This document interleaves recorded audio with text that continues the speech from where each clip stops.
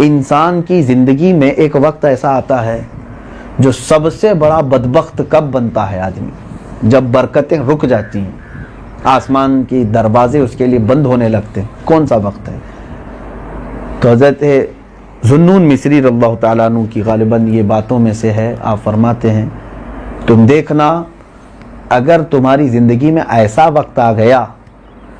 کہ تم سے ڈر کر کے تمہارے ماں باپ تم کو کچھ نصیحت کرنا چھوڑ دیں تو سمجھ لو کہ تمہاری بدبختی کے دن شروع ہو گئے۔ عام طور پر ایسا ہوتا ہے، بچہ جوان ہو گیا، اب ماں باپ ڈرنے لگے، ارے کچھ بولوں تو گھر سے چھوڑ کے چلا جائے گا، کچھ بولے تو ہڑکا دیتا ہے، پلٹ کر کے مارنے آ جاتا ہے۔ تو ماں باپ نے خاموشی اختیار کرنا شروع کی۔ بچپن میں اس کو بولتے رہتے تھے، بیٹا یہ مت کر، یہ کر، یہ نہیں کرنا، یہ کرنا،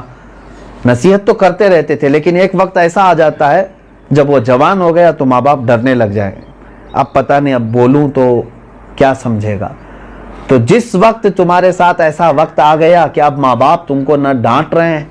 نہ نصیحت کر رہے ہیں، صرف خوف سے، تمہاری یہ بدبختی کا وقت شروع ہو گیا ہے، تمہارے رزق کی کٹوتی کا وقت شروع ہو گیا ہے، برکت ختم ہو رہی ہے۔ انہیں ہمیشہ اس طرح سے رکھو کہ والدین تمہیں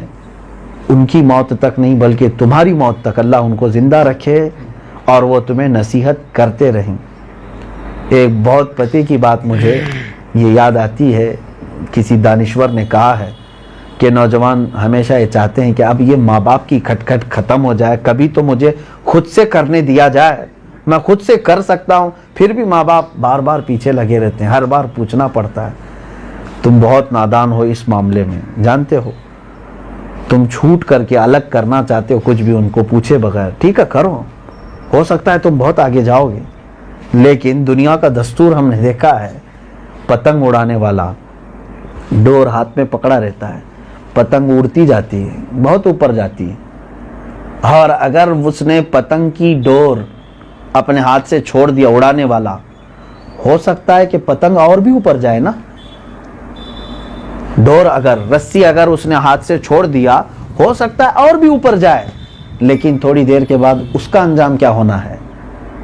ہاتھ سے یہاں چھوٹی پتنگ تو پھر وہ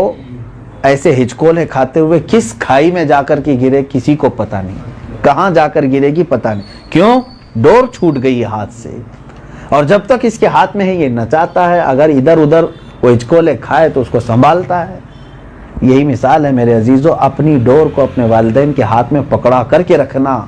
کہیں ہمارے قدم ڈگمگا رہے ہیں تو وہ ہمیں کھینچ لیتے ہیں، اور تم آزادی چاہتے ہو ان کے بغیر بہت اونچی اڑان اڑنے کی، اڑ تو سکو گے لیکن بعد میں کس کھائی میں جا کر گرو گے یہ کسی کو پتہ نہیں ہے۔ اللہ تعالیٰ والدین کا سایہ دراز فرمائے، اور جن کو والدین کی نعمتیں اب بھی میسر ہے مولا ان کو ان کی قدر کرنے کی توفیق عطا